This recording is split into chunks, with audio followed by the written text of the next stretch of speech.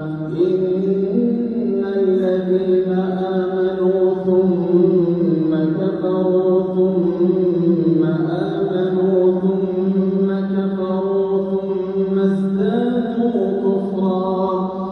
ثم ازدادوا كفرا لم يكن الله ليغفر لهم